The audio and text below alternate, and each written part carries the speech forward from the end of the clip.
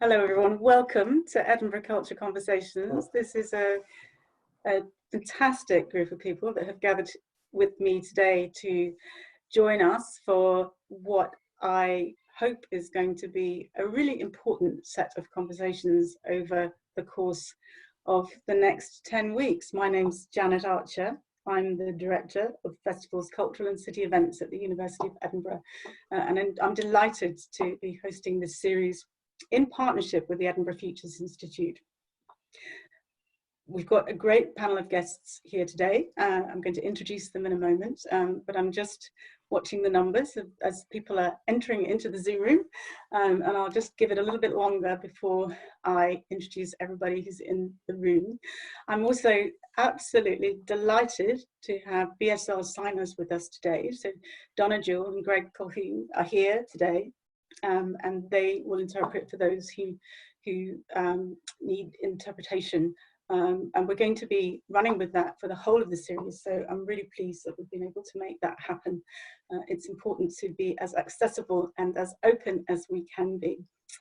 I can see that attendees are coming into the room, and I'll give it another few minutes before we get going, just to make sure that we include everybody. As I say, this is Edinburgh Culture Conversations. We're running this in partnership with the Edinburgh Futures Institute, and the Edinburgh Futures Institute is the new institute at the University of Edinburgh, which is all about bringing people together to solve global challenges and build a sustainable future, which was, of course, vitally important before COVID, but even more essential now. And this series is taking place against the backdrop of the world's biggest festival city. Successful because of its extraordinary community of festivals, both large and small.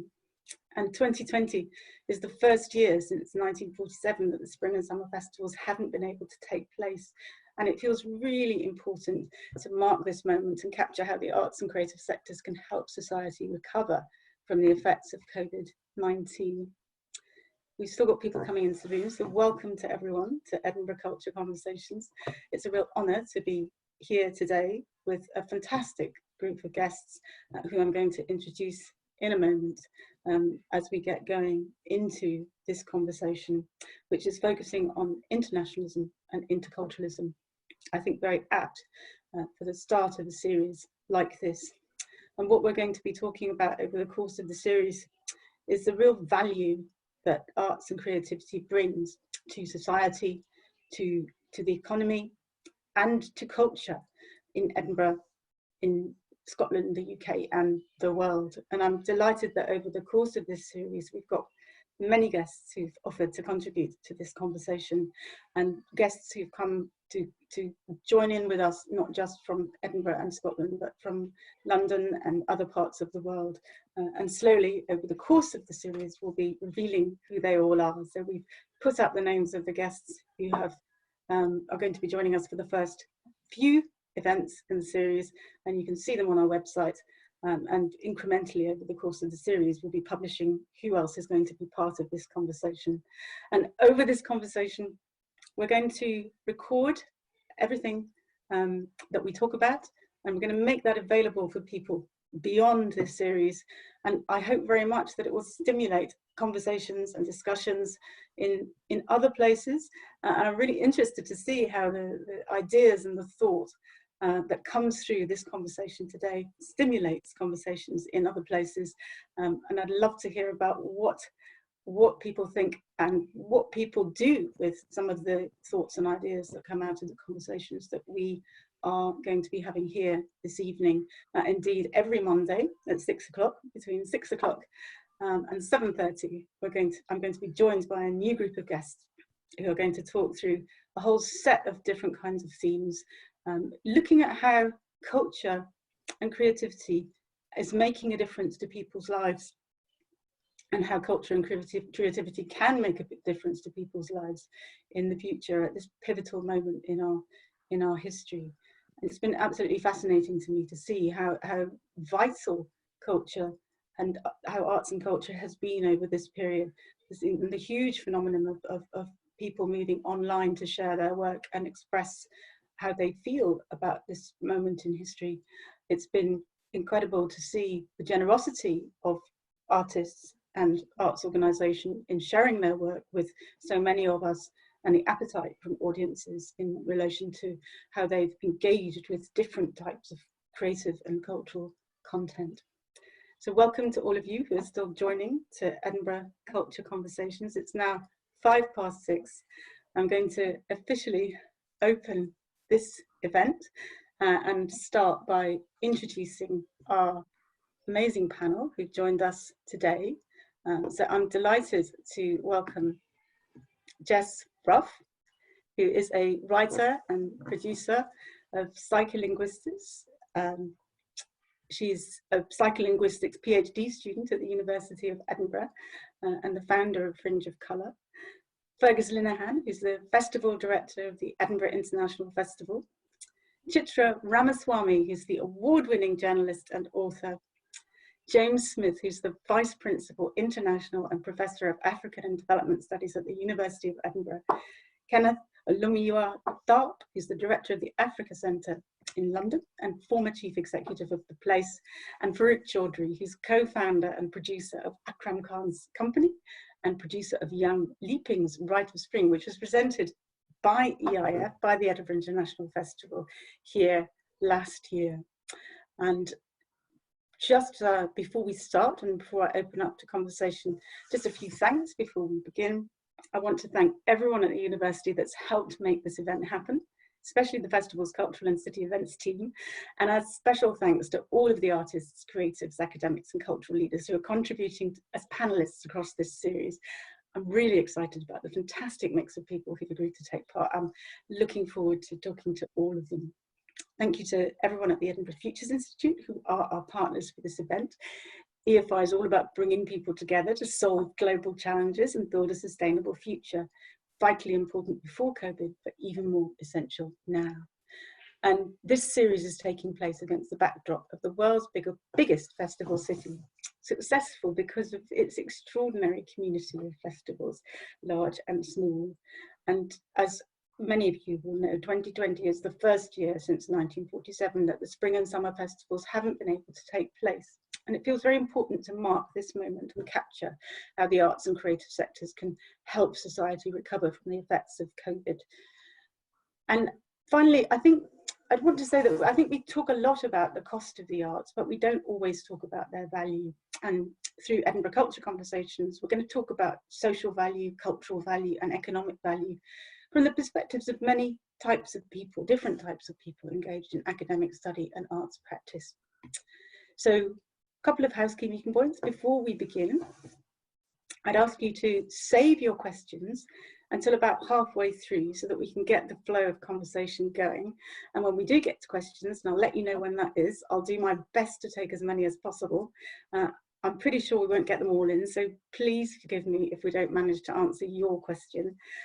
And be aware that the university's approach to ethics means that we're guided by the principles of dignity, respect for others, integrity, objectivity, and openness. So I'd ask you to present your questions in this context, and we will reserve the right to remove questions if they don't fit within this. So I'm going to get going. I'm going to ask each of our panelists, what do the words internationalism and then interculturalism mean to you?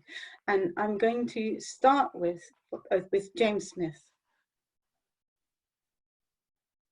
Thank you very much, Janet. I guess internationalism means many, many different things to me, but perhaps from the perspective of my role in the university, that's probably the most relevant and interesting one for the moment. So the university is a small city within a city. We have about 42,000 students and 15,000 staff on campus from 170 different countries. And I guess to me, internationalism is trying to engender a sense of communication across that very large, very diverse community. Another dimension of that is trying to build a conversation between that community and the community of the city of Edinburgh, which I think we could do much, much better at. And I think the Edinburgh Futures Institute will play part of that role. And finally, I think it's also about engaging outside the city of Edinburgh, outside of Scotland and across the world. And it's creating spaces and opportunities for are a very big community to be part of somewhere else. 40% of our students are from somewhere else outside the UK, and it's also important that the 60% who are from the UK are given every opportunity to feel part of somewhere else as well. So that, I guess, is what internationalism means to me. It's building that sense of communication across a big, diverse, complex community. Fantastic, thank you. And Fergus, you're the guardian of an organisation which is in a way responsible for the heartbeat that stimulates our international sense of our city. Do you have a reflection on the word internationalism, what it means to you, and how does that relate to interculturalism? Yeah, I don't know if I'm the guardian, I'm the servant of, maybe. I mean, for me, I think internationalism is a kind of a definition of how wide our circles can go. So I'm an Irish person who lives in Edinburgh, and actually, since I moved here, there's the idea of Edinburgh, there's the idea of Scotland, and there's the idea of Britain, there's the idea of Europe, and so that ever-widening sense of community and how broad that community can go, and a community can go to just the people who live next door to you, and it can broaden out to that. So it's our kind of capacity to define our community in the widest possible terms, and be able to expand out to that and then contract back into something when the moment calls for it. Interculturalism is sort of listening, like intense listening, a capacity to be able to listen. And what happens when you've got that capacity to be able to deeply listen to what other people are saying and what they're doing, and then finding the common threads between that, and that is kind of a profoundly human skill, and not always an easy skill, but one that is absolutely central to what we try and do in August. And you've been doing some intense listening lately with your You Are Here programme. Do you want to tell us a little bit about that, and where did that come from, and why is it so important? Yeah, well, we were asked actually by the city what's missing from the festival and what should we be doing. And there's a few things have changed. I think the idea that a festival director used to be someone who was this great polymath who would sort of descend from the mountain and say, here is culture. And we could see that shifting, and we could see that we actually needed far more voices in terms of both curation, but we also needed to really widen our geographic and social remit, and that required a different type of curation and a far more detailed type of programming. And so we've engaged with different people to do that, and simply broadened our remit by having countries that are underrepresented. But often in that case, it's not just the same as bringing in an opera company from Berlin. It requires, there's a lot more to it than that. And so that has been a big part of that program. And it was about being more connected. And so what it meant to be as connected as we could possibly be, and to be truly international as well. And I'm going to let somebody else speak in a moment, but just one more question, Fergus. Has that opened out your audience? So have you seen different communities in Edinburgh engaging with the festival because of that approach to programming? It's interesting. I mean, if I was to be really honest about it, I would say yes in terms of music, less so in terms of theatre. And there'll be for kind of others can anticipate why that is, but also it's the first year. And I think one of the things we did notice is really, if you want to shift audiences, it's a generational job. You cannot, sometimes you can flick a switch with music, but in general, if you really want to shift audience and the way people attend and what they attend, you have to make a really deep connection to it and a real commitment to it. So it was the first year and we could begin to see it, but I think it's something that will take time. Yeah. And Jess, you have launched something called Fringe of Colour, which is a relatively new initiative. And that is all about charting work which originates from people of colour, and capturing that and understanding that, and highlighting that. How is that making a difference? Or have you seen it make a difference yet in relation to Edinburgh and how it works? I think it has made a difference. I think Fringe of Colour has, and I apologise if you occasionally hear the sound of my cat screaming. This is usually around the time that he demands his second meal of the day. But Fringe of Colour, well, it started as a way to spotlight the work that wasn't being as well represented at the Fringe as shows by white performers. So it started as a database of shows coming to the Fringe, not just the Fringe Festival, but also other Edinburgh festivals, and connecting to audiences who don't tend to go to those festivals, who don't see themselves as having a place in those spaces, or who may find it hard to find that work. And you know, built into what it is now, which is it's turned into an online arts festival. It's launching in August, which is essentially attempting to just keep this festival spirit alive, I suppose, this summer, having something to look forward to while everything live is cancelled and people are feeling isolated and disconnected. So I hope it's had an effect in Scotland. I know I've met a lot of new people, and I've been to a lot of new things that I hadn't been to, and I think that's the case for a lot of other Black and brown people who may not have engaged with the Fringe or the Edinburgh festivals up till then. But I suppose the question of what is internationalism is interesting, because for me, internationalism, I guess, has to, at the core of it, has to divert away from the idea that something is the host that brings in work from other nations. I think for something to be international, it needs to really incorporate the idea of the platform working for that nation or that community, and us embracing those kinds of ways of engaging with art. And sometimes the way that we do festivals in the UK isn't necessarily the best way to engage with international work and work around the world. So that's something that we've been thinking about with the online festival, in terms of how to ensure that people are involved in ways that work for them, that may not be what we're used to. And that's a very important point, and one which I've discussed in many fora is as a curator or as a producer, how do you make your choices, and how do you open up to different kinds of aesthetics and different kinds of experiences in order to engage with as diverse a range of thought and ideas and forms of expression as one can.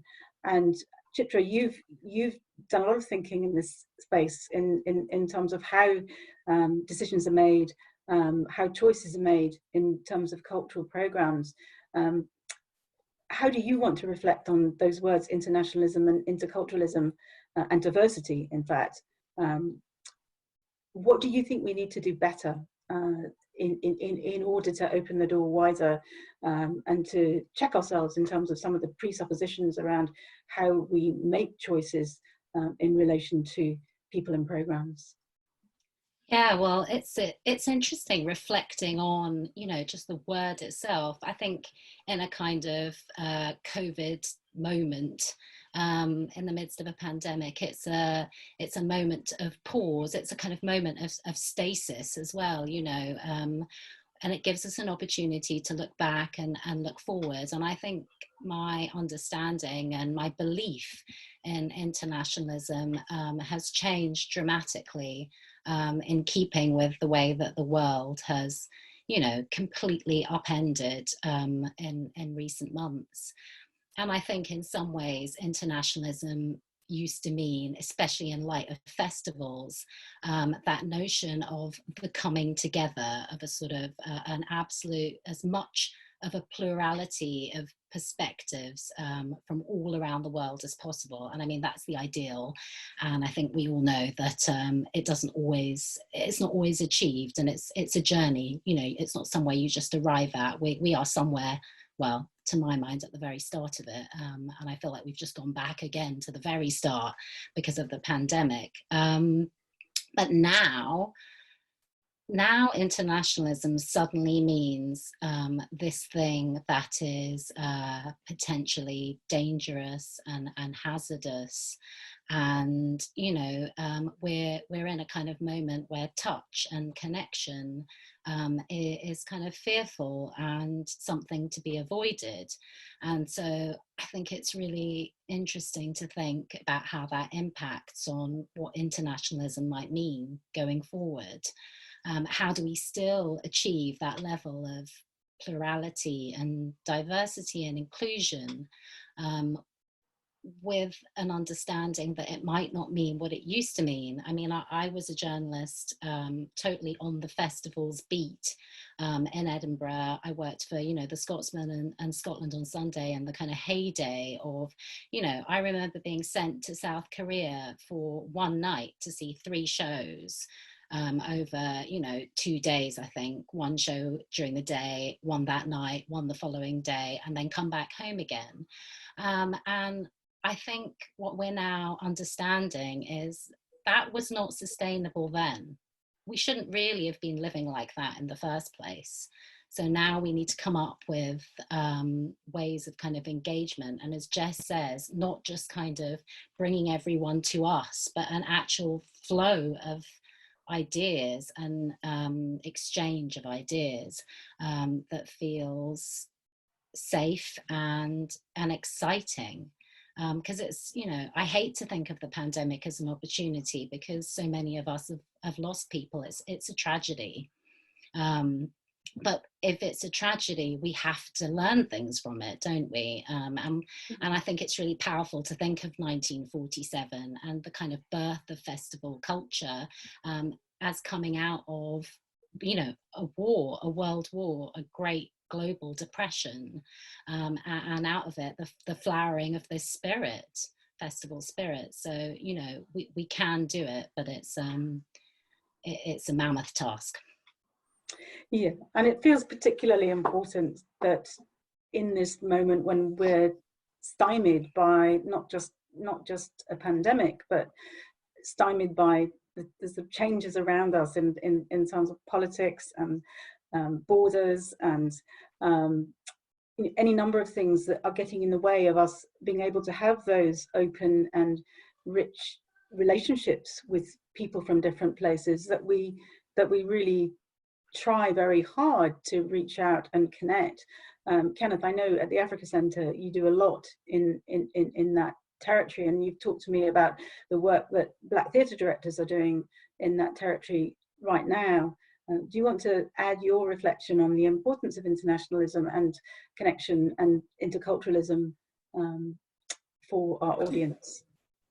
Thank you, Jen. Look, some great points being made. Look, I think as you were asking the question, I think first of all, my first perspective or thought was really on a very personal level, because I think being a British Nigerian who was born in Croydon, but then from the age of 9.5 weeks, I actually lived in Glasgow for the first 7.5 years of my life, and then moved to Cambridge, but then have been a Londonite for over 40 years in it. So I feel I already inhabit different worlds simultaneously, and that's been my life journey. But that's a very personal level. I think on a professional level, I think, look, some of the key words have been said. I think it's about looking outwards. I think it's about relationships. I think it's about different perspectives. I think Fergus used the words listening and the desire to connect, I think are all relevant. And I think maybe particularly in the light of what's happened in the last few months, recognizing, if we don't already are, or it just underlines our interdependence. You know, some of the interesting things that I've participated in online as a result of since COVID was, I think one Friday very early on, I was part of an Instagram poetry session of artists of African and diaspora heritage, sort of like across the world, across continents. And it was very immediate, it was very engaged, it was actually incredible. And a number of weeks after that, there was a 2-day dance festival from Lagos, which would have been a live event, but a few weeks' notice, they turned it into an online event. And I think, you know, yes, I take the point. Richard was making, it's not just so much an opportunity, but I think it has underlined the fact that, you know, when has there been a time in our lifetime that we've all been through something that has affected, you know, there's hardly a corner of the world that hasn't been affected by the virus, you know, and I was trying to imagine how would it have been if it had hit 20 years ago. I had my first laptop in the year 2000. So if we weren't connected online, how would that have played out? It would have been a completely different journey. And then the last thing, maybe just at the front of my brain, is just, you know, with the Black Lives Matters movement, you know, that has created ripples around the world too. And it's happened without any, you know, it's not because we've been jumping on airplanes to make it happen. It has just, people have looked and they've listened and they've heard and they've thought, okay, yes, that matters to us here too. So I'd say, in the end, it's about, I think, a will and a desire to connect, whether they're talking at individual level, you know, organization level, political level, and a desire, I think, to engage in activities that really touch on our common humanity. And Farouk, I'm going to bring you in a moment. I think all of us are committed to internationalism in this Zoom room and connecting, but the reality is that not everybody in the world is in that space.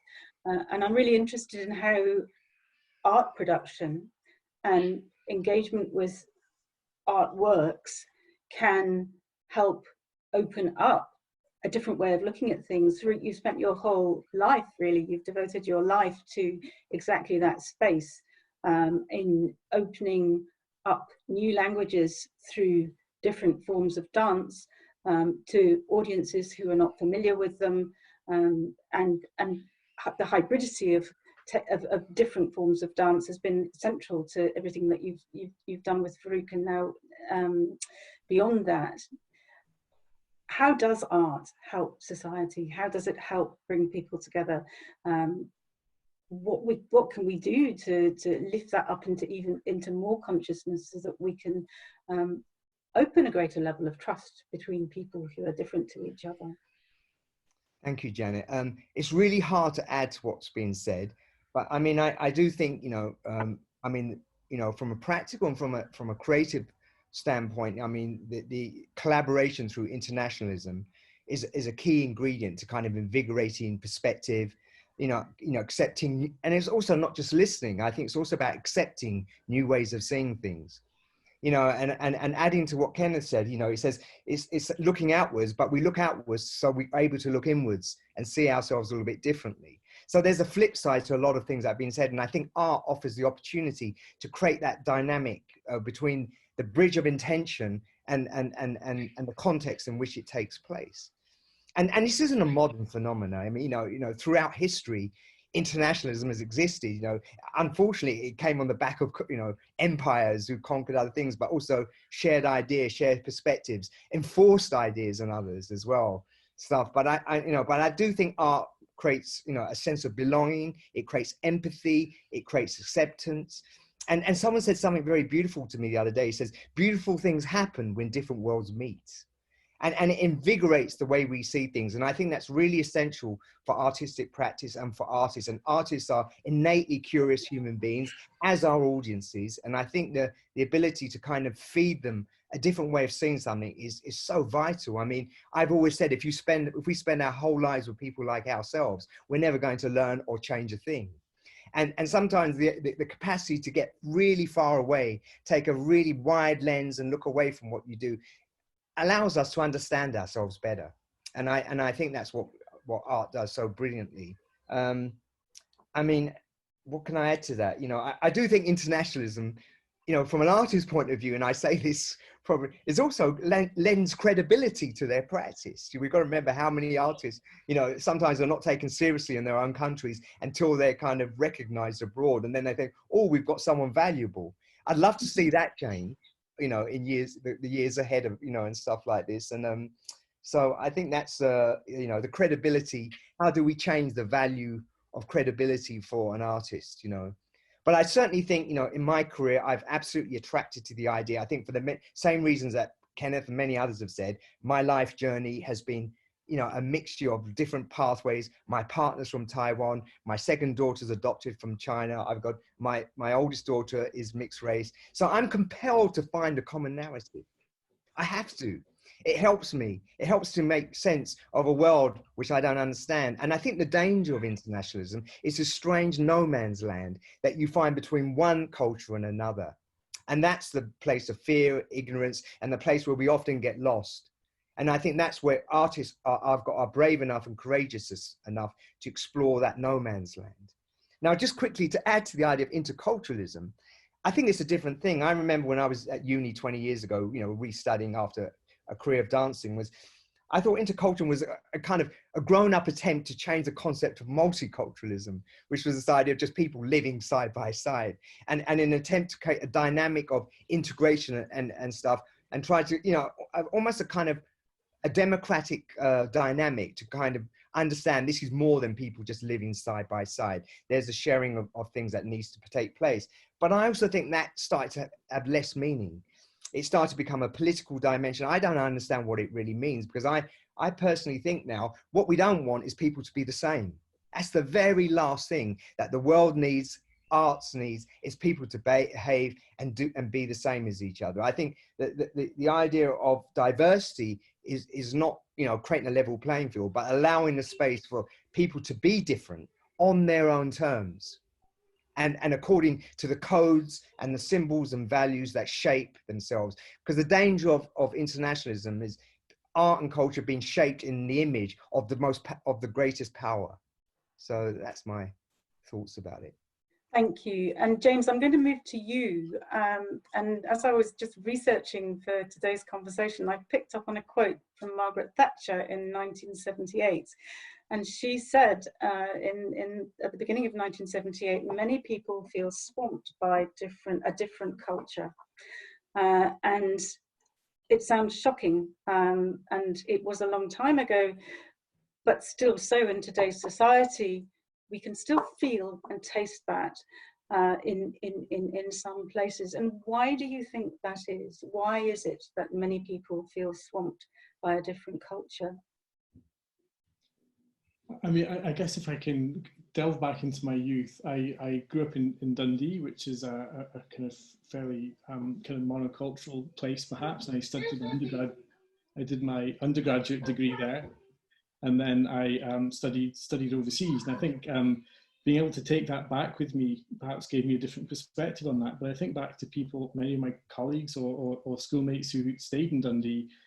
For them, it's you know, I guess a slight fear of things they don't quite understand or can't quite see from a different perspective, and I think it's really about context more than anything else. Do you have the kind of analytic ability, or maybe the experience, or maybe the sense of perspective or scope or geography to take a step outside yourself and see how the world might look through the eyes of others? And I think if people don't have those opportunities, and I would argue very strongly that education is really important because it can give those opportunities from my professional perspective, then you know, I can see why a sense of swamping or of the other or a misunderstanding of difference can create a sense of fear rather than create a sense of opportunity or longing, or you know, maybe a sense that one might want to explore the world oneself. So I think kind of positionality and experience and just not having the kind of tools to understand the world from different perspectives can be really kind of powerful determinants for how one kind of lives the world, experiences the world, and, you know, perhaps travels through it as well as an individual and as part of a broader culture. And Fergus, is that something that's come up through the conversations that you've been hosting as part of the International Festival, that sense of how can you grapple with a culture that isn't your own, and how can we create safe spaces to enable people to understand and enjoy difference in creative ways? You've got to have confidence in your own culture to begin with. You've got to feel a lot, the foundations under your own feet. And I think the more confidence you feel in your own culture, the more you invite that. And you've got to be optimistic about the future. So I think if you're feeling vulnerable about your own culture and you think the future is dark and frightening, frightening, I think that that's when one begins to become closed to it, because it becomes threatening. And I think that a fundamental optimism about the future means people welcoming in. And, you know, so many countries were based on the idea of, well, let's welcome people in because we've got something to offer and they've got something to offer. But I think that if there's a sense that your own culture is in decline or is vulnerable, it's much more difficult to be able to accept that. And I think that that's what it is. I think there's a fear there, and I think that you can see it in certain places in the world in a very, very pronounced way, and places in the world where before that fear wasn't necessarily there, that there was a kind of a confidence there. I mean, I sometimes think about Ireland and growing up in Ireland, where everything was defined by kind of animosity towards the UK. And then kind of we opened up into this idea of Europe and the idea of, well, we're actually Europeans. And actually that kind of undid an awful lot of it, and was kind of, I think, a lot of the basis of the peace process. And our own culture felt incredibly confident within that European framework, whereas it felt kind of threatened within its relationship with the UK. So I think your own sense of yourself and how you're feeling is a big determinant as to how open and confident you're going to be about accepting others. And Jess, what do you think in terms of those barriers that clearly do exist in our world, where people feel fearful of connecting with people who don't look like them or think like them or come from the same faith background as them? What do those barriers look like to you, and what do you think needs to happen so that we can begin to chip away at them?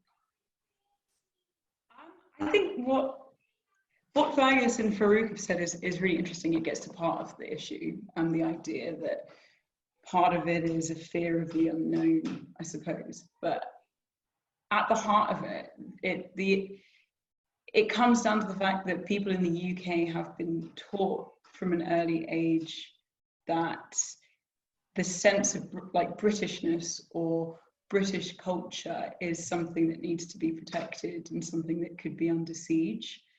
And that's a message that's in most of our institutions. It's what we learn at school, it's what we see on TV. And so I think if you have to, if you want to unpack that, we really have to dismantle the idea that something like British culture, whatever that is at risk in any way, when really Britain is the colonizer of so many places.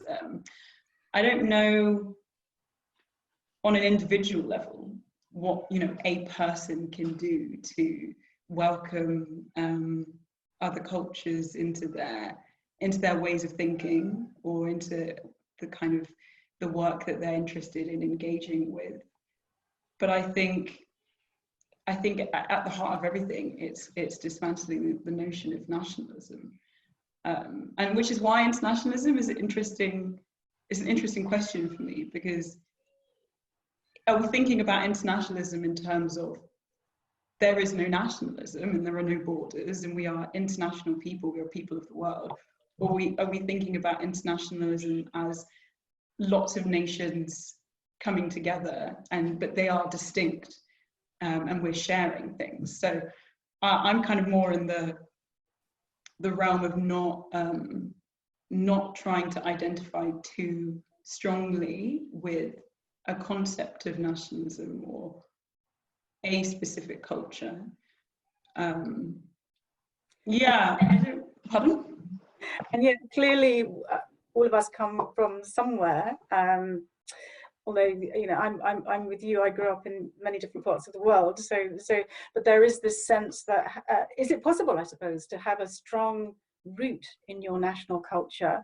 I always remember the analogy for the dancers in the room of William Forsyth, who I listened to speaking once, who talks about the importance of planting yourself in the ground, and then from that you can move and lift up and reach out and almost what to do is stretch out into other places and experiment and tangle with them and then bring them back into yourself. Is it possible to be national and international at the same time, in a healthy, generous open way, or is that just a concept that's out of date and just not possible? Well, I think it depends on who you're talking to. I think there's no, it really massively depends on the nation. If you're thinking about the UK, anywhere that the UK reaches out to, it's gonna bring with it a history of this mentality that it can go there, it can own these things, or it can delve into these other cultures and these other places and bring things back. It's part of how Britain has existed for so long. Whereas if I'm thinking about, you know, my Jamaican family and their notion of nationalism, or their ownership of Jamaicanness, that's a very different conversation. That's a very different way of thinking about identity, because Jamaica's not colonized anywhere. So I don't know. I think it's that idea of sharing. I think it was Farouk who used the word sharing. That's kind of what's interesting to me, thinking about festivals and thinking about bringing lots of people together. We could benefit so much in Edinburgh from and Scotland in festival season from people coming here and us interacting with their work, and then they go away, and then we've taken that, and that's been amazing. But what are they getting out of it other than being able to participate in these fun events that cost them a lot of money? I don't know. Is there going to be a point in time where there's an international global festival in the Caribbean somewhere that people in the UK are going to give the same level of support and admiration for as we get here? I don't know. Or should we even be doing that? I'm not really sure what the right answers are in terms of internationalism and in terms of sharing. But I think my point is that we just have to think about who's requesting the sharing, who's taking and who's benefiting, and who's always been able to go to these places and take up these spaces. Who has the right and who has the resources as well, which could get us into a whole conversation about class, but I'm not going to go there. Kenneth, you've had your hand up for a while now. I'm still getting used to the hands up thing. It was just a small point. I guess one of the things that made me think about culture in the last few days was this whole debate around mask wearing. And I think there was a little discussion. There was something online the other day that I think I made a comment that I think it was James O'Brien actually on LBC radio show, and he was interviewing a lady who was Japanese. And anyway, the whole issue was that I think I made a comment that having traveled to Japan twice, I think it was clear, I could see that the notion of wearing a mask was done out of respect for others. It wasn't out of a sort of paranoia and fear of being infected. It was actually mutual respect. And yet so many people, you can see it here and in the States, have seen it as an issue about freedom. And that's really, I suppose, about culture. And someone had said in response to that, to my comment, yeah, but you've got to understand that the Brits don't like being told what to do. And I suppose, look, I'm not saying I entirely disagree with that, but surely, this idea of a sort of knee-jerk nationalistic trait, the idea that you would put that over and above a sense of sort of shared respect for other human beings, when their lives are at risk, seems ridiculous. But it does come down to the environment we're in, and what, I suppose, and the culture is. The first time I felt most conscious of my Britishness was when I went to Nigeria, because I was suddenly faced with different things, some things which I absolutely related to immediately, and thought, oh yes, I'm finding my roots, this is great. And other things where I went, no, I'm not ready for that. I don't like that. That doesn't sit with me well. So I think Farouk made that point earlier. Sometimes you need to step outside your familiar environment to actually understand more clearly what it is you value and your perspective on things.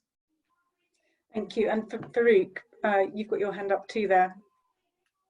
No, I just like to, there was something really, I love the thing that Fergus said about, being confident in your own space, in your own culture. And, you know, and as you said that, Fergus, I was reminded what Britain was like at the time of the Olympic Games. You know, we had a very different image of ourselves. We were very empathetic. We were very generous. We were very accepting. We opened our arms and accepted everyone. And there was a real collective sense of belonging and accepting. And it's amazing that just, you know, was it 8 years on now we want to kind of isolate ourselves. I mean, I do think, you know, one of the things that, and maybe this is why it's on our lips right now, it's in our consciousness, is this, that, you know, any acceptance of something new involves risk. You know, you know, and that's part of the dynamic we're dealing with. I often, you know, if we take it really down to a microcosm of trying to connect two people, I think of when I fall in love with someone, I want to find a common space before I want to know why they're different. I want to get into a space where I can feel safe, I can feel grounded. And once I feel safe in that space with that person, then I'm prepared to discover the world of wonderful differences that they offer me, you know. And I think so it involves risk. And right now, risk is the thing that we fear most because of the virus and the physical dangers of it. So maybe that's kind of contaminating our acceptance, that, you know, accepting new, opening up to new perspectives is such it's a risky process, but, you know, if we get it, you know, we do it right, it works. But also there's something like there's, you know, again, we're living with multiple identities. We don't have a single truth anymore. We're pluralistic in terms of our identity and our truths. And that's something I think we have to accept. We can't, you know, we can't say that there is one way of being. I know that, you know, in Britain, I know I'm a, you know, British Asian, you know, when I'm with my, you know, Asian friends, you know, whether they're East Asian, South Asian, I'm an Asian. When I'm with my Indian friends, or, you know, I'm suddenly a South Asian. And when I'm Pakistani, when I'm Pakistani, I'm just a man. You know, it's like, so it's just amazing how the context is constantly affecting a perception of ourselves internally and how people see us. And that allowing ourselves to be fluid is such an important part of the internationalistic dynamic. But last thing I just want to throw in there is that I'm also very conscious there is a dominant aesthetic canon in the world. We can't run away that this idea of whiteness, which is, you know, because I don't think whiteness is a color thing. I think it's a power thing. Whiteness and otherness, and this idea that there is a power system, which is a social and cultural construct that has been made up over time, is something that, you know, that I'm very aware of. And they very much, whether we like it or not, subconsciously, consciously, and even consciously, there is a dictating of the terms, the narratives that are being told, and the dominant, even cultural narratives that we are being kind of encouraged to embrace.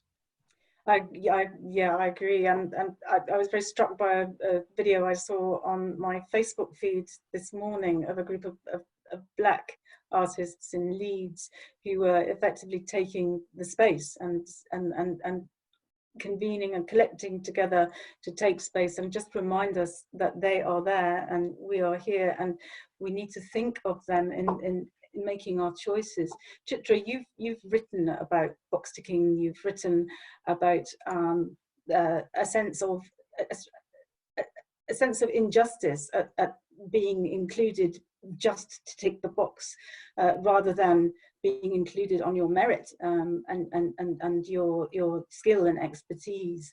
How can we change that? How can we shift from where we are now? We're still finding our way, I think, in relation to how we open the doors and begin new conversations and learn new languages to be able to accommodate different ways of doing things.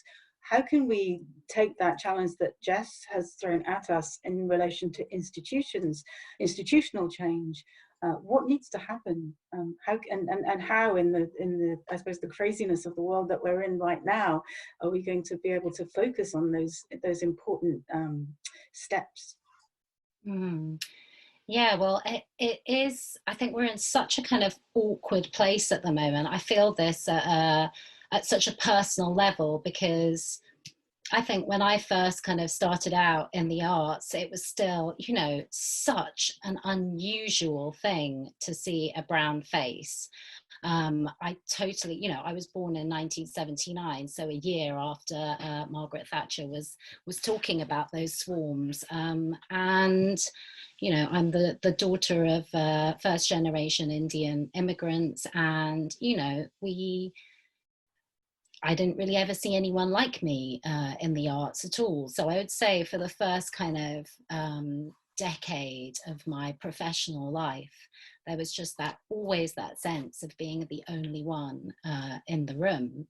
And that was the case both as a journalist and moving over into becoming an author. And I think any person of colour who is in this industry, in arts and culture, you know, there's just this ineffable thing. You can feel it in your bones when someone is asking you to do something, and you just know that it's not really got anything to do with your skills or your experience, but it is about putting, you know, that person of colour on the panel to make the numbers look better, or, you know, as exactly as you were saying, Janet, as a box ticking exercise.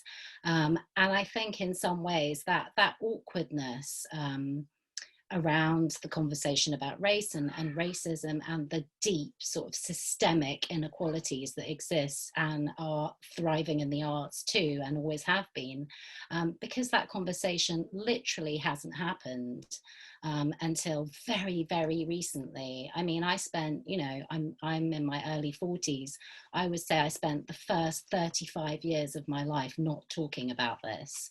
So it's like we're just learning to speak this language. And there's going to be a lot of awkwardness around it.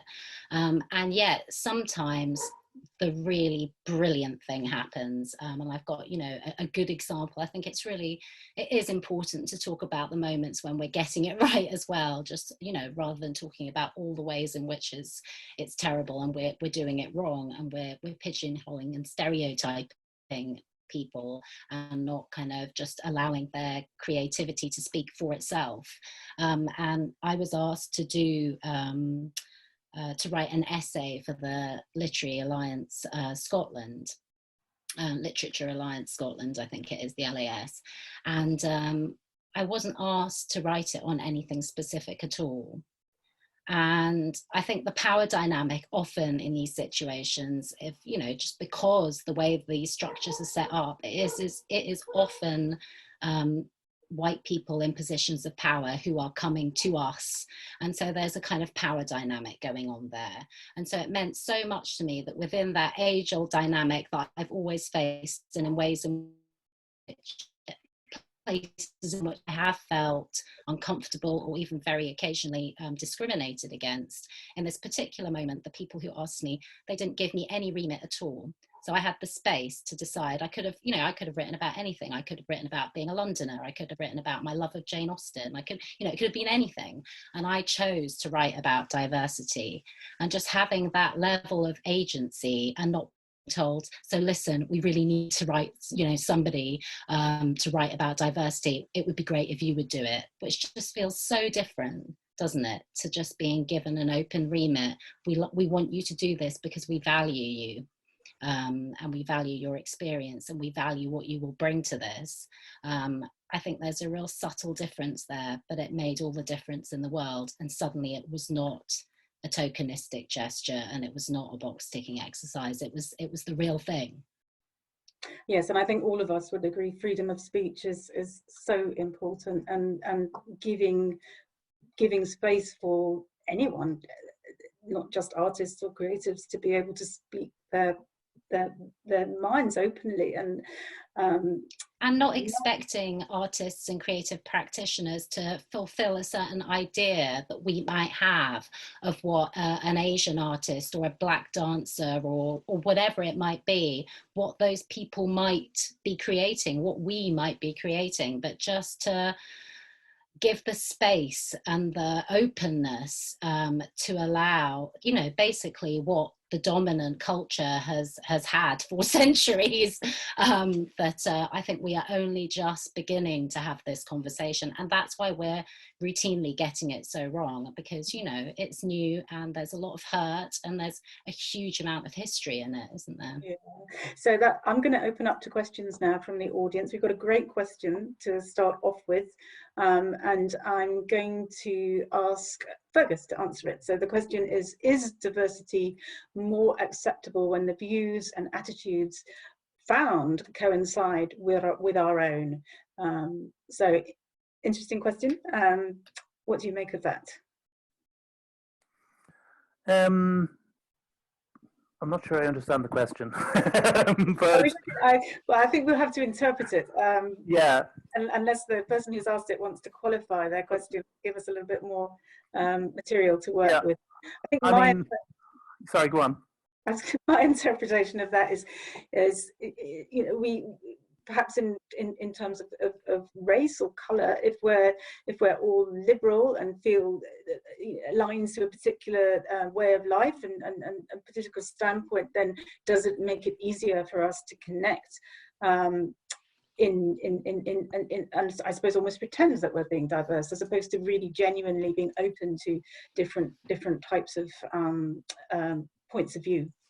Yeah, I mean, I guess I get it, and I think, yeah, I think one of the things that I note is that because somebody feels we share views on certain things doesn't mean we share views across everything, and I think that sometimes can be quite challenging, particularly when you're working internationally, and you go to a country where they might have we may share views, very similar views on certain questions, but then maybe on LGBTQI rights, they might have a very, very different view if you're going into parts of the Middle East. And I think that can be very challenging, because if you want to work internationally, you can't assume we're going to have the same suite of values, and then you've got to make decisions within that. And so, you know, I mean, people like Farouk will know, if you want to work in China, you're going to have to accept that there are views there that are not palatable to us. And so, yeah, that can be it. I mean, I know there's a question within the question of diversity, that it could be challenging and could challenge our views, and of course that's always going to be difficult. But it's a really good point to say that diversity, we do not necessarily have a suite of liberal views that are shared by everybody. But in terms of the international question, yeah, if you believe it's important to have Syrian or Iranian artists in your program, you better accept that their views might be completely at odds with ours on other questions, and that is quite confronting at times. Great, and I'm going to move on to another question because they're coming in now. So I'm going to go work from the bottom up. So this is from Robert Ray, who says, would the panel prefer not to be asked to sit on a panel if the organisation is trying to meet its commitment to diversity? So so sometimes, as Chitra has said, we have seen maybe box-ticking, tokenistic efforts to include a range of people. Have you ever had an experience? Kenneth, have you ever had an experience where that's been the case, and what's been your response to it? Well, actually, what came to mind, and I do appreciate that question, I think I've, if not myself, I've talked to colleagues who have,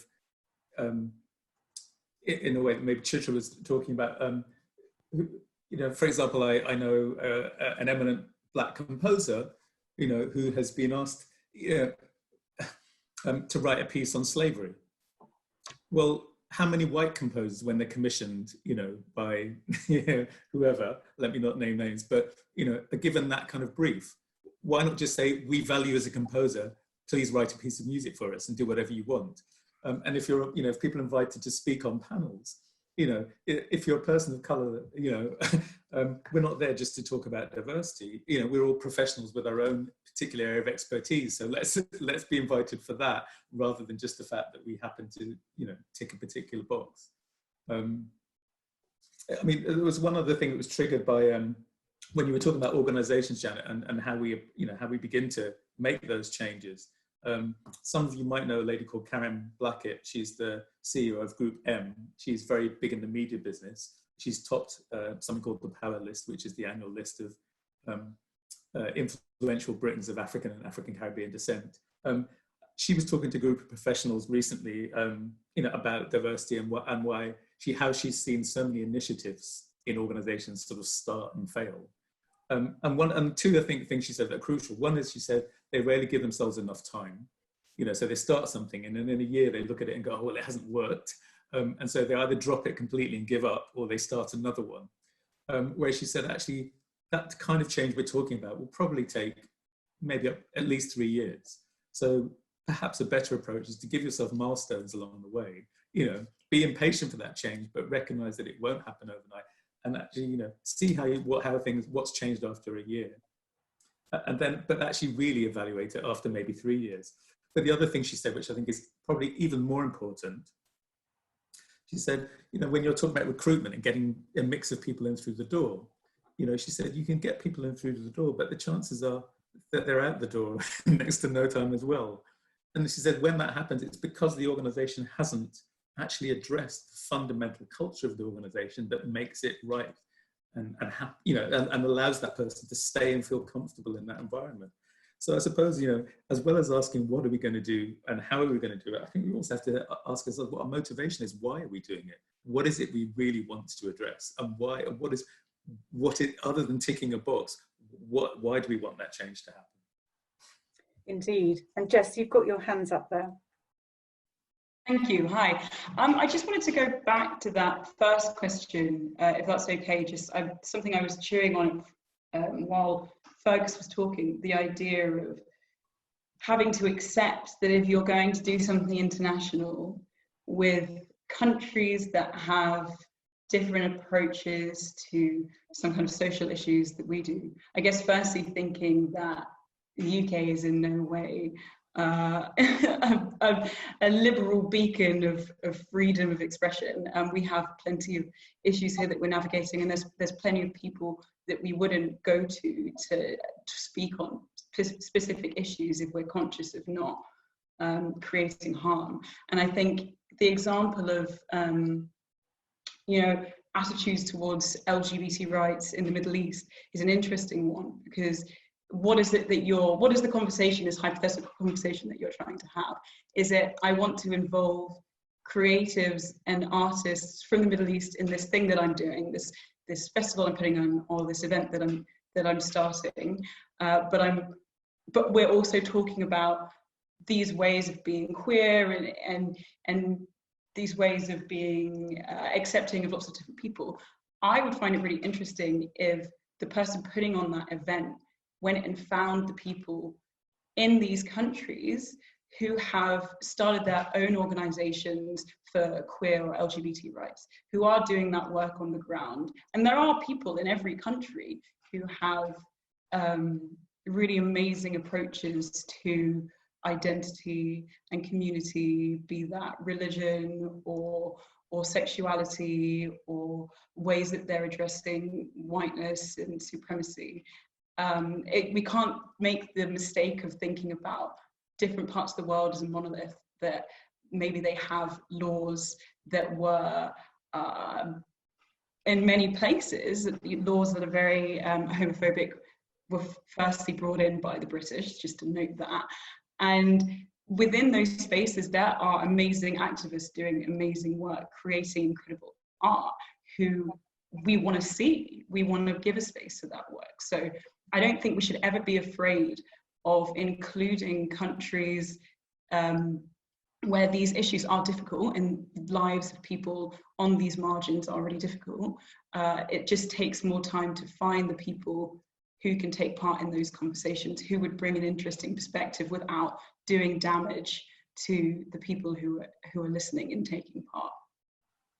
Yes, and be willing, I think, to, as Fergus says, to accept the consequences. And I remember Bathsheba in Edinburgh, and very polarized views in relation to the appropriateness of an Israeli dance company being in our venues. And you know, clearly that was a strong example of different people having very different views in terms of whether that was the right thing to do at this in our current circumstances. Farouk, I'm going to bring you in. You've got your hand up, and then I'm going to go back to the questions, because I want to work my way through the questions from our audience. Well, look, I just want to say, I don't think Fergus, would program his festival thinking I need a Syrian work, I need an Indian work, a Chinese work. I think there'd be work that, Fergus is particularly attracted to, the voice of that particular artist, that resonates, and there's something interesting to say. And I think we do have a habit of trying to, look for, a pattern that makes sense, and we don't, and I think a lot of artists and a lot of life is quite chaotic, and I think there's a beauty in chaos and accepting that. And I just wanted to add as well that there is also the danger when people suddenly find 3 artists, say from India, they're not particularly attracted to the fact they're Indian, but the voices of those particular, then they call it an India festival. And that is a big mistake that we do. And that wrapping the flag around you know, these three very diverse individuals with very different and unique voices is a classic mistake we make time and time again, because we want to make sense. And then when these festivals are written about, or these works are written about, they're written about in a language has not decoded those voices in a way that makes sense. You know, so maybe, you know, it's written with the language of another aesthetic system or thing. So we have to be careful of that. And last thing, you know, this idea of inclusivity, which, you know, comes up quite a lot, included in who's what? You know, I mean, the idea is suggests that we have to be included in a particular thing. Whose thing are we going to be included in? And that's the question I want to do, because I'm not really comfortable with that idea, because it suggests someone's out and you have to be in, but who are you in with? And that bridges very neatly to the next question. James, I'm going to ask you to respond to this poignant question from Lily Hughes. So reflecting on the fact that many of you have talked about how travel and your experience of multiple cultures has changed your identity and understanding of the world. With COVID-19, in addition to looming economic and climate crises, do you think the same opportunities will be available to future generations? I think that's an incredibly difficult question to answer, because at one level I would hope so, but on another, there is a sustainability issue within the university, where we spend a lot of time talking about this, and perhaps the answer lies somewhere in a compromise around the pace of travel. How long might one spend overseas? How often might one travel, as opposed to, for an academic, going to 5 international conferences a year to hang out with your kind of friends you can keep in touch through Zoom, for example. But I think we're very, very conscious, or I'm very conscious, that for my generation, you know, I had the world to explore as an academic and as a student, and that was really kind of powerful and profound for me. And it would be really easy for me to say, well, a drawbridge has to be drawn up behind me because of, you know, legitimate concerns around climate, but that would be wrong. So I think it's trying to take some sort of intergenerational perspective on that. What might perhaps my generation of academics give up to allow future generations to travel? Perhaps I should travel less in order to allow others to travel more. And what should that travel mean? Is it as productive, for example, to go from the University of Edinburgh and spend a year in the University of Toronto, which is, apart from having a better climate, very, very similar to Edinburgh? Or would it be more productive and profound to spend a shorter, more intense period of time in a culture which was perhaps more kind of more diverse and more discombobulating, and you might get a much more profound kind of learning or kind of life experience out of that? So thinking about perhaps the nature and pace of travel, as opposed to whether travel should happen per se, I think is really important, quite aside from the economic aspects, which I completely agree with Lily, are really, really challenging and very difficult for us to do anything about at the moment. And do you think that makes an international festival in a city like Edinburgh even more important in order to open the door to intercultural experiences? I think it does, as long as the festival is absolutely open to everybody in the city, or, you know, the inclusivity question is one we really address, because I could foresee a situation where the sorts of barriers which might stop one travelling internationally also being the sorts of barriers which might stop one feeling comfortable or being able to afford to attend a festival or participate in a festival as well. So thinking about how one might remove those barriers in both those contexts would be really important. But absolutely, thinking about place and geography and where activity and where festivals take place, I think has to be a really important part of that sustainability question. And Fergus, do you have plans in place in relation to that, given what I think is going to be an increasingly significant reality, the need for international activity in local places in the future? Are there ways that you and your team have thought of how to open up and remove barriers in order to widen access and participation in your festivals? I mean, I think it goes hand in glove a little bit with the environmental question, because, you know, things have changed so much in the last 20 years. People used to come to the festival and they would stay for a very long period of time, both in terms of audience, and when people used to travel halfway across the world, it used to be very important and it was a big deal.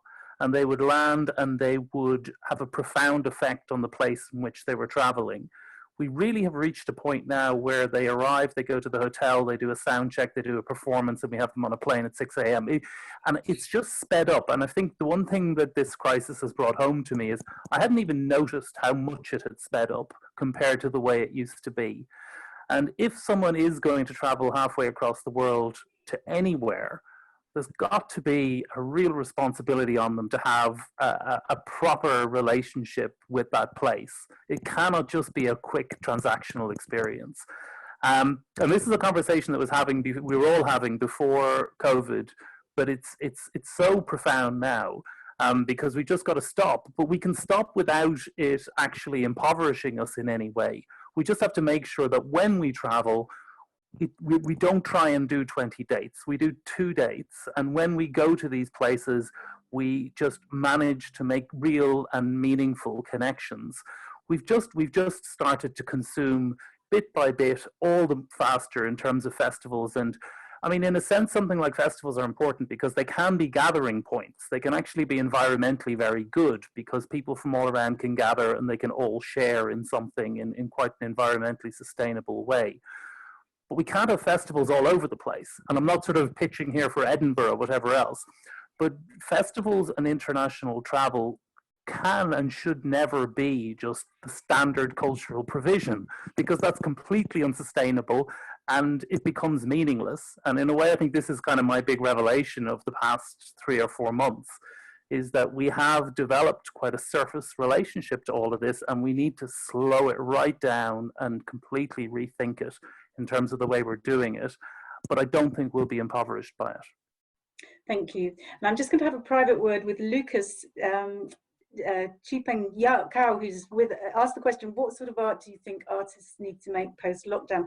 That is the subject of our 3rd event of the series. So please do come back and join us on the 27th of got that right, haven't I? 27th of July, because we will be discussing exactly that question for the whole of that event. So next question is for Kenneth, specifically a question for you from Freddie Chan. So Freddie's saying, you mentioned about Black Lives Matters movement, internationalism in global art scenes, usually advocated by brilliant cultural leaders who are usually well educated and have good resources to travel and absorb knowledge, plus networks. However, Black Lives Matter is now a global movement. Its perspective is more grassroots. Can you share your view of grassroots cultural connections activity from a global grassroots movement perspective, please? Freddie, thank you for the question. I'm not going to be able to do it justice because it's a really complex one, and it's the kind of one I would need to take away and think. But I mean, one observation would be, look, as someone who grew up pre-internet and pre-mobile phones and pre-WhatsApp and pre all of that, there are more ways to be connected to a global conversation now. It's much more accessible. So notwithstanding what Fred was saying, sometimes you need to be in a place face-to-face with people to build certain kinds of relationships, but there are other kinds of relationships that can be built without that. I guess picking up on I guess one way of looking at your question, or at least the question it makes me want to ask in response, is what is it that allowed the Black Lives Matters movement to become a global movement? Initially a transatlantic one, but also, there were demonstrations all across the world in many places. I guess it was, well, in the end, it was something as simple as a mobile phone that was able to record images that seared into our consciousness and made people, no matter what their color or race, just feel this was unacceptable. And you want to be able to unsee those things, but once you see them, you almost can't forget them. I guess the other thing about a grassroots movement is when people see something, even if it's happening elsewhere, but it actually, they feel it relates to their own lived experience. And they go, yes, that's absolutely right. Now, not everyone has had that reaction in relation to Black Lives Matters. Quite a lot of people have said, yeah, but we're completely different from America. It doesn't happen over here. For other people, it's been something of a wake-up call to begin to recognize notions of white privilege, but also structural racism. And even just at the weekend, there was footage of a case going back to 2006 of a Nigerian man on the streets of Woolwich who was pinned down by the police and, and died. And his words, that were, I can't breathe, you're killing me. An exact mirror. So, there are always going to be, there are things that bind us, no matter where it's happening. And I think the idea of institutional brutality meted out by people who are there meant to protect us is something that I think touches everyone. Yeah, I don't think I can do better than that at the moment in relation to your question, James. And it may be that I haven't fully understood it. But I do want to just, as I've got the floor for 1 second, I could see a question that was related to the Arts Council. I'm not going to answer that bit, but I noted it used the phrase BAME. And I just wanted to share that I've been in conversations in the last 6 weeks with lots of theatre people, artist people, but Black artists. Many of them have decided that they no longer want to use the term BAME for a number of reasons. One, it feels lazy. Two, it suggests that whether you're Black, Asian, or from an ethnically diverse community, that somehow we're all the same. And Farouk made the point earlier on about difference. It allows government to, for example, to say we've got the most diverse cabinet in history when there isn't a single Black person in that cabinet. It also perhaps completely overlooks the fact that whether we're talking about successes and achievements or needs and challenges, that they are the same for everyone in that large bracket. They're not. So I think that is a case where I think I'd rather we talk about Black, Asian, and maybe not even ethnic minority, but ethnically diverse communities. Because as a Black person, especially as someone of African heritage, if I go to Nigeria and I talk about being Black as an ethnic minority, I mean, people would laugh you off the planet. So that was just a small thing. I mean, if you can look online, there's a hashtag BAME over. It's quite a live conversation at the moment, and one for us all to consider.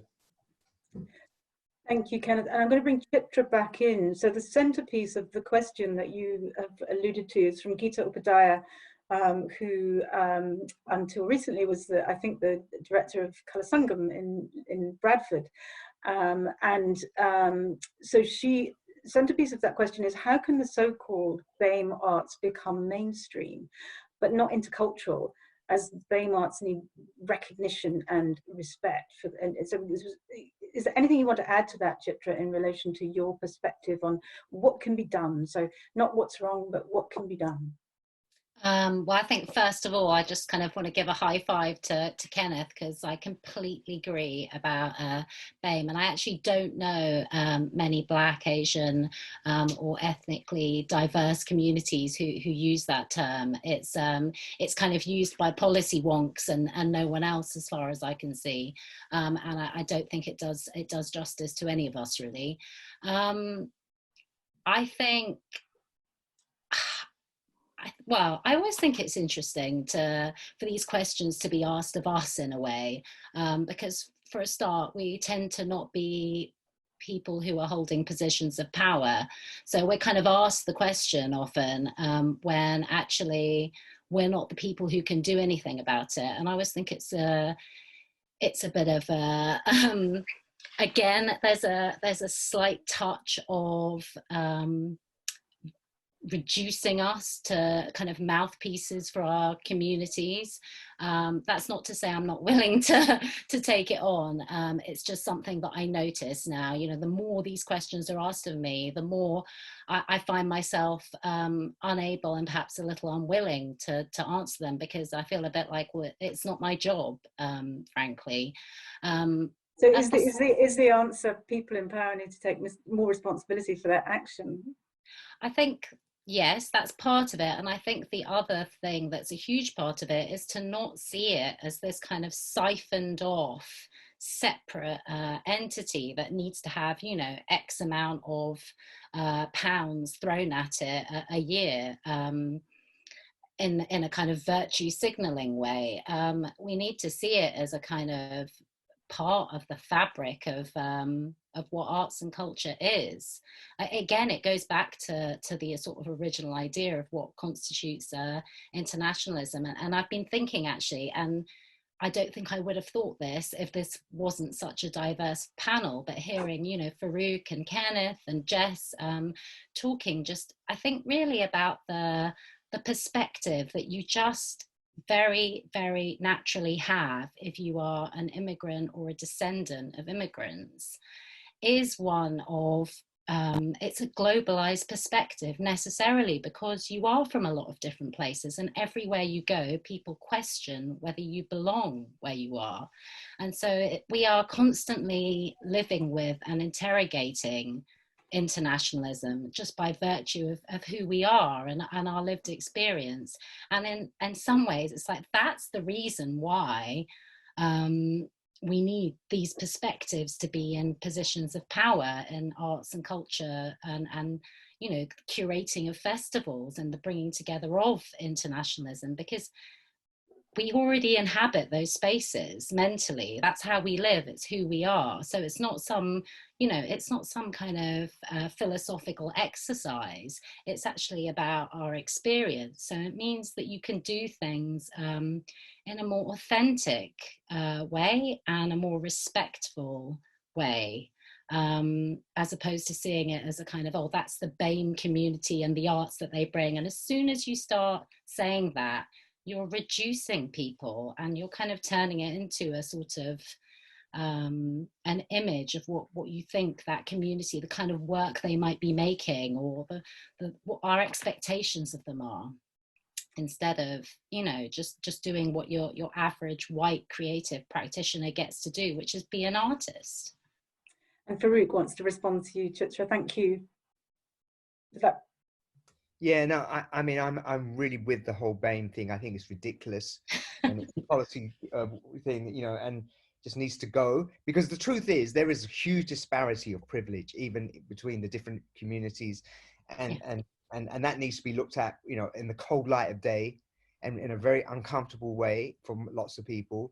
I do agree as well. I just want to add to the fact that, you know, one should not expect the people of Black, Asian, or ethnically, I now can't even remember what we're going to use, but we'll get used to it, to come up with the solutions, because I think that's not the right way. And I think another way, which I think is really wrong, what is interesting about the situation, what happened in America, is that, you know, it only gets taken seriously when the wounds are exposed, when you rip off your back and you show your scars of what's happened to you. And I think that's not right. I think that's something that's got to change. It got to be taken seriously without having to expose the injury. You know, and I think we move. And what is really interesting as well, what I've liked about the recent Black Lives Movement thing, is that there's a real sense that people are admitting that they are complicit in this, and that's never really happened before. You know, there was it was like a politically correct. We've got to include people because we are a democratic world, and that's our obligation as a civilized society. But actually, what's now happening is putting your hands up, says, "I've got it wrong." To be vulnerable, say we've made a huge mistake, we've got it wrong, we're subconsciously or unconsciously, you know, complicit, and we've got to seriously change. And I think one of the ways to do that is to have organizations like, you know, like what's happened today, where you just haven't got one token Black, Asian person on a board or anything. It needs to make up 1/3 to make a difference. And then until that happens, until there's really a greater sense of parity and or closer, you know, that really is more representative in terms of you know, the makeup of the society, then I think just having one person room ain't going to work. And not because those 4 people will have the same perspective. It's just that they are coming from a different place, and that's important to be felt and to be heard. Thank you. Oh, there you go. Everyone's moved around. Farouk, while you're there, there's one more question for you on the screen. So again, from Freddie, asking about your experience, very briefly, about your experience of working in China and Taiwan, which are both Chinese ethnicity-based countries, but very different cultural backgrounds in terms of openness and political systems. Now, this could be a whole hour in itself, and we haven't got an hour, but are there any observations that you've got to bring into play in relation to your story from the East? Well, thank you, Fred. I mean, there is, you know, my partner's from Taiwan, and Taiwan is a democratic society, and mainland China is an authoritarian one. and there's huge differences, and I'm not at the moment here to start passing judgment. I think there's beauty in both cultures. There's something to offer, but there's a degree of complexity in mainland China, and I've worked there for almost 15 years now, and I'm digging underneath those things and working out, and it's a very culturally sensitive situation as well. I can't just, I just have to be, look, I don't want to be careful, but I have to be careful, Freddie, because the thing is, I'm not there to pass political judgment on a system. There are things I don't like in Taiwan, there's things I don't like in China, there's things I don't like in Britain, there's things I don't like in America. There's not one nation who is the bad guy, and I think we have to be careful of that. So, but there is, extraordinary, they are both Chinese culturally, even though the names of the countries are different, and they have a shared memory. And I think that's what makes both cultures, fascinates me, and I enjoy discovering that, and the stories that it tells me. Sorry, I really feel like I side shuffled there, Freddie, but forgive me. So we're almost up for time. We've got 5 minutes left of this discussion. I just want to touch on one question that I was determined to get in relation to the context that we're having this conversation in, which is a university. And Kenneth, I noticed that you were commenting on social media about the Guardian's timeline of Black history, which is currently being published and there to educate us all. James, why is education important? And are we teaching the right things, or do we need to shift the curriculum in relation to what we're communicating to our to future generations, so that we can start to address some of these questions? Well, absolutely. I think we need to shift the curriculum, and decolonisation debates are really kind of central to a lot of the conversations which are happening on campus at the moment, not least within my own bit of the university in African studies, where you imagine these are kind of very fraught debates. So yes, there's a need, I think, to kind of have a more critical perspective on what education is, what universities are for, what Britain's role in the world is, and also where knowledge has come from and where it's been privileged. I think there's also a bigger conversation to have about who has access to those debates, who has access to that education, and whose voices are privileged in that education too. So there's a big piece of work, I think, about making education available for all. And there's some really fantastic initiatives going on at the moment. The Free Black University is one of them. And I think those debates can challenge the traditional, some might say conservative universities like Edinburgh to be better and do better, and I think we must, both in terms of diversity of opinions and perspectives on campus, and also diversity of students, academics, and other colleagues on campus as well.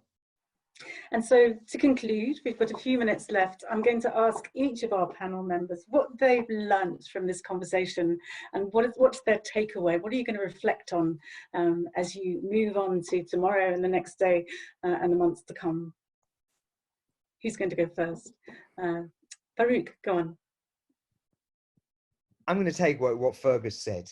You've got to be confident in your own culture. You've got to stand firm to be free. I really like that, and I didn't see it that way before, and I'm really grateful for that perspective. So I'll take that away and figure out what it means to me. I don't have the answer yet, and things. I think we have to allow things to take time to mean something to us, and not act until we know what they mean. So that's mine. Yeah. And Jess? I guess, as you were saying, in the context of this being Edinburgh University, we're talking about internationalism. None of these conversations can exist without acknowledging that all of the festivals we're talking about and the university is based off capitalism, and it's based off money.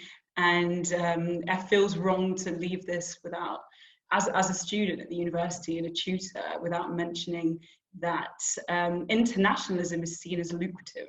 And so we see that in the international students that come to Edinburgh and the amount of money that they're expected to pay to come here. We see that in the professors who get given jobs to teach at the university, to teach on things like Black studies and to teach on things like colonialism.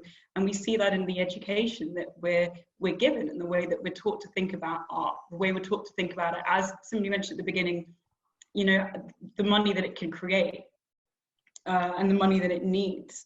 And I think we need to detach from this notion of capital and this notion of sharing as like a financial transaction. Also agree with the others that BAME is a useless term. And Fergus, I'm going to move on quickly because we are going to run out of time. Well, obviously we are going to purge BAME from any documentation that exists anywhere in relation to our organisation. Yeah, I mean, I think there's a whole other discussion there. Just what Jess said. I mean, you know, there's nobody will mention the festivals without sort of mentioning their economic impact, and so we do have to kind of acknowledge that within the nature of this. And sometimes I think we do have these conversations in isolation of that fact. And once you get into that, I think that you have to look at that.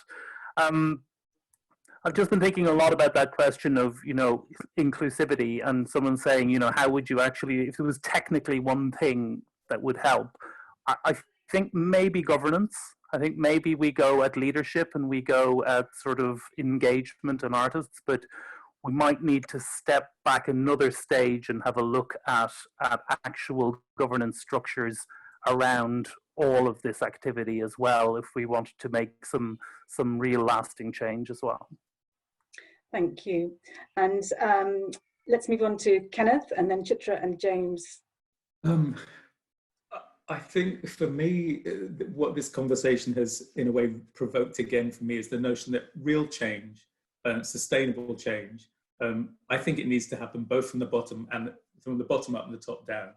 At the top, I think, you know, Fergus was just talking about governance. Yes, it can happen at that level, but I think it also has to happen. I would say education is one of the most important things. You know, as well as decolonizing the curriculum, addressing unconscious bias, inequality of access, those things absolutely need to be addressed so that the next generation come through actually have a different mindset. So I think both those things need to happen simultaneously. That's rough and ready and quick. And I think we all have to be prepared to admit this. We won't always have the answers, and it's not going to be an overnight thing. We have to be in this for the long haul. Indeed. And Chitra, your learning point, what did you learn from this conversation? I think I probably would need a bit more time to think about what I've learned from it, a bit more reflection. But I think the big sort of takeaway for me that I've felt on this panel this evening is, I can't remember who it was who said it, but about the importance of listening. And I just feel like the world has been so noisy and sort of fast paced and calamitous. You know, Fergus was talking about just how fast we had been going without realizing it really. And now we've had this enforced lockdown, which has been a kind of moment of pause and reflection and slowness. And so this idea of, you know, lockdown as being a time of listening, and for me this evening I've done, you know, a huge amount of listening, and I'm trying always to do more of that now, especially in my capacity as a journalist. I think that's you know, it's not just important, I think it's a responsibility now, and one that we all carry in the arts and culture right now, actually, is to listen more. And pay attention. We have to pay attention to what's going on. Absolutely. And James, this has been an incredibly textured and layered and complex conversation in many ways. What's your learning point? What's come out of it that's made you think about the world in a different way? Well, I guess reflecting on perhaps both the university and the Edinburgh festivals, it's perhaps the kind of issue of institutionalisation, and going back to Jess's point about what universities are for and the value of that. And I think that there's a kind of inherent tension between being big and international and successful, and remembering your core values and what the values you produce are, outwith of kind of financial and political concerns. And I think we'd all do well in big corporations and big universities and institutions to remember that. Internationalization can be about money and it can be about resources, but it shouldn't be, or it should at least be about so much more. And that's something which will be a learning point for me. Thank you. And so I'm going to conclude. We're slightly over the time that we promised. I'm really sorry we haven't been able to take all the questions that have been coming through to us, but I hope that everyone will join us for the next of our series, which is next Monday at 6 o'clock, and then again and again. And in case anybody's wondering, the birds on the wall behind me are by Hannah Taluki, who is one of the artists who's going to be talking to us in our third series. So it's always good to credit the artist, and that's her work. So thank you to all of you. Thank you to everyone who's been involved in helping get this set up. And it's been a real community effort. And thank you to our interpreters. It's been great to have you with us, and look forward to seeing you next week. So goodbye, everyone. We're going to close off now, and I hope you enjoy the rest of your evening. Thank you very much. Thank you.